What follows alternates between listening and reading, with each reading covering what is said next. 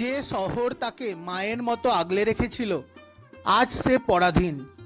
যে মাটির মান নিয়ে একদিন তিনি লড়েছিলেন আজ সে শ্বাস নিতে নিতে মরছে। সময় বদলেছে, শত্রু বদলেছে, বদলায়নি দাসত্ব। ব্রিটিশ দাসত্ব হোক বা কংগ্রেস সরকারের বিষাক্ত ধোঁয়ার চাদর, মানুষের মুখ আজও বন্ধ।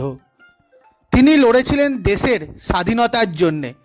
আজ গভর্নমেন্ট তারই স্বাধীনতা বন্ধ করে দিয়েছেন, বানিয়ে দিয়েছেন তার বাড়িকে একটি সংগ্রহশালা। কিন্তু সেখানে তার অস্তিত্বের তুলনায় যারা তাকে নিয়ে সবথেকে বড় পরিকল্পনা করেছিলেন নিজেদের সুবিধার জন্যে, তাদের ছবিতে ভরা। চলুন আজ আমি আপনাদের দেখাতে চলেছি স্বাধীনতার সংগ্রামী নেতাজি সুভাষচন্দ্র বসুর জন্মভিটে। তার জন্ম হয়েছিল কটকে, কিন্তু তিনি ছিলেন বেশিরভাগ সময় কলকাতার এলগিন রোডের এই বাড়িতে। 1941 সালে এখান থেকেই তিনি মহানিষ্ক্রমণের পথ বেছে নেন এবং ভারতকে স্বাধীন করার জন্যে তার সবটুকু দিয়ে লড়াই করেন। চলুন আজ দেখাই আমি আপনাদেরকে সেই বাড়ি, আর আমি আপনাদের শোনাবো নেতাজি সুভাষচন্দ্র বসুর এখানে রেখে যাওয়া কিছু গুরুত্বপূর্ণ স্মৃতি। এখনও নেতাজির অস্তিত্ব নিয়ে চলছে সংগ্রাম। সে ভগবানজি হোক বা নেতাজি, আজও তার মৃত্যু নিয়ে রয়েছে নানা মতবিধান। নেতাজির বাড়ি বা নেতাজি ভবন আসার জন্যে আপনাদের আসতে হবে এলগিন রোডে। এলগিন রোডটির কাছেই হলো নেতাজি ভবন মেট্রো স্টেশন। আপনার মেট্রো স্টেশন থেকে কিছুটা হাঁটলেই চলে আসবেন এখানে। আমি যখন নেতাজি ভবনে পৌঁছেছিলাম ঠিক তখনই এসেছিলেন পশ্চিমবঙ্গের রাজ্যপাল সিভি আনন্দ বোস, এবং কালো শালগায়ে ইনি হলেন শিশির বোসের সন্তান সুগত বসু বা নেতাজির ভাইপো।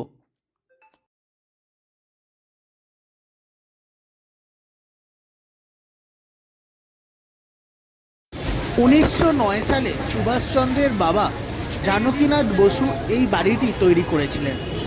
বর্তমানে নেতাজি রিসার্চ ব্যুরো এই বাড়িটির মালিক।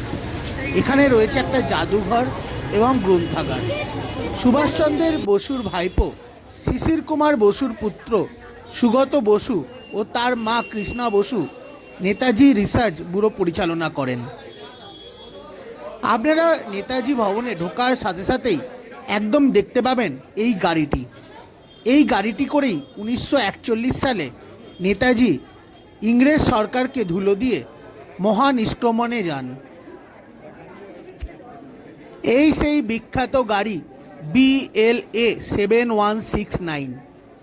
এই গাড়িটি করেই সুভাষচন্দ্র মহানিষ্ক্রমণে যান। 1941 সালের 16ই জানুয়ারি মধ্যরাত এলগিন রোডের বাড়িতে পাহারা দিচ্ছে ইংরেজ সিপাহী। সুভাষচন্দ্র বসু মোহাম্মদ জিয়াউদ্দিনের ছদ্মবেশে ভাইপো শিশির বসুকে নিয়ে বেরিয়ে যান এই গাড়ি করে সদা গুমোর দিকে। তারপর সেখান থেকে তৎকালীন ভারতবর্ষ বা হিন্দুস্তানের আফগানিস্তান পেরিয়ে তিনি চলে যান জার্মানির উদ্দেশ্যে। মিউজিয়াম যাবে, মিউজিয়ামে চলো। মিউজিয়ামটা দেখবো, আমাকে বাইরে পরে দেখবো।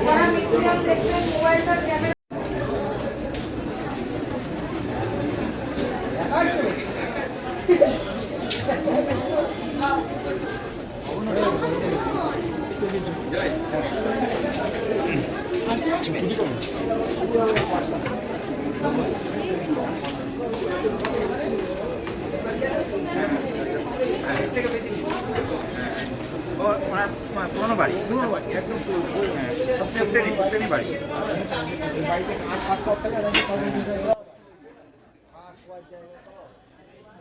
এই সেই রুম, এই রুমের মধ্যেই বন্ধ ছিলেন নেতাজি সুভাষচন্দ্র বসু, আর এই সিঁড়ি ধরেই তিনি মহানিষ্ক্রমণের পথে যান। এই সেই সিঁড়ি। নেতাজি নামটা একটা সেন্সিটিভ বিষয়, তাকে নিয়ে পলিটিক্স করা হয়েছে প্রচুর। নেতাজির মৃত্যু নিয়ে রয়েছে নানা মতামত। অনেকে মনে করেছেন নেতাজি মারা গেছেন প্লেন দুর্ঘটনায়, কিন্তু পরবর্তীকালে অযোধ্যার ফরিদাবাদে ভগবানজি রূপে একজন আসেন। তার সাথে নেতাজির মিল রয়েছে প্রচুর। আপনারা যদি তা নিয়ে ডিটেলসে জানতে চান তাহলে আপনার অনুজ ধর আর চন্দ্রচূড় ঘোষের সম্পর্কে জানতে পারেন। এই রিসার্চাররা দীর্ঘদিন ধরে নেতাজির নিয়ে চর্চা করে চলেছেন। আর আপনারা যদি ইউটিউবে জানতে চান নেতাজির অন্তর্ধান নিয়ে তাহলে আপনারা আই অ্যাম বোস বা কুণালদার ভিডিও আপনারা দেখতে পারেন। স্বাধীন ভারতের প্রথম প্রধানমন্ত্রী হয়তো নেতাজিই হতেন। হয়তো নেতাজি যদি থাকতেন তাহলে ভারত আজ 3টে ভাগে, ভারত, বাংলাদেশ ও পাকিস্তানে ভাগ হতো না, একটাই স্বাধীন রাষ্ট্র থাকতো।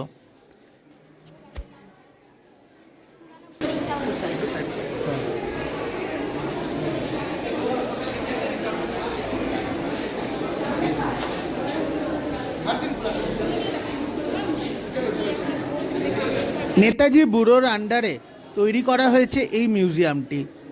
এই মিউজিয়ামটিকে আপনাদের টিকিট কেটে ঢুকতে হবে। কিন্তু এই মিউজিয়ামটাতে ঢুকলে যদি আপনি নেতাজির ফ্যান হন, যদি আপনারা নেতাজিকে ভালোবাসেন, আপনাদের খুবই খারাপ লাগবে। কারণ এই পুরো হলটাতে নেতাজি থেকে নেতাজি যারা খারাপ করেছে, আমি ভিডিওতে নাম নিতে চাইছি না, যারা ইন্ডিয়ার পুরো হিস্ট্রি আপনারা পড়েছেন তারা অবশ্যই জানবেন তাকে কিভাবে কোন কোন জায়গা থেকে প্রতারিত করা হয়েছিল, তাদের ছবিই বেশি। এই হলটি মূলত দেশের তৎকালীন গভর্নমেন্ট কংগ্রেস সরকারের ওপর তাদেরকে খুশি করতে বানানো হয়েছিল।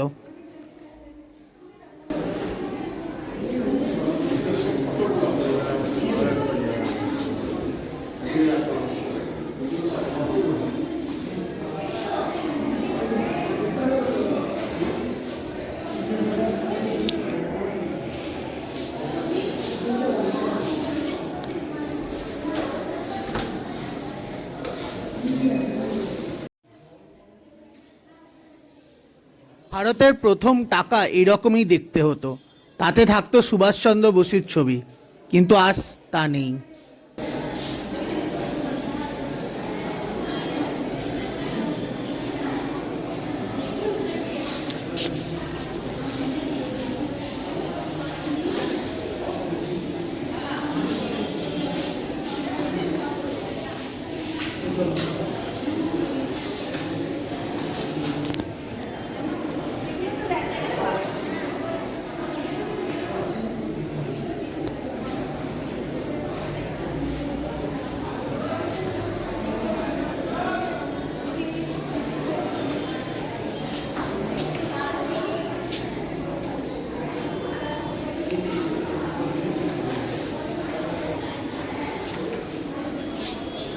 আজকের ভিডিওটি কেমন লাগলো অবশ্যই জানাবেন আপনাদের মতামত। সাহায্য করবেন যে সমস্ত মানুষরা নেতাজির মৃত্যু নিয়ে গবেষণা করছেন তাদের হেল্প করতে, অনুজ ধর, চন্দ্রচূড় ঘোষ এদের হেল্প করতে। আপনারা অবশ্যই নেতাজি ভবন একবার ভিজিট করবেন। নেতাজিকে ভালোবেসে থাকলে তারকে নিয়ে যে বইগুলো আমরা পড়েছি সেই বই নয়, যে বইগুলোতে আসল সত্য আছে তা পড়বেন। আমি নেতাজির আসল বাড়ি কটকেরও ভিডিও করেছি, কিছুদিনের মধ্যে এই চ্যানেলে সেই ভিডিওও দেব।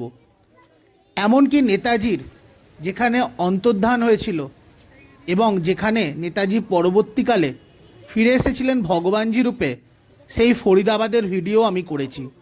চেষ্টা করব খুব তাড়াতাড়ি সেই ভিডিও আপনাদের কাছে তুলে ধরতে।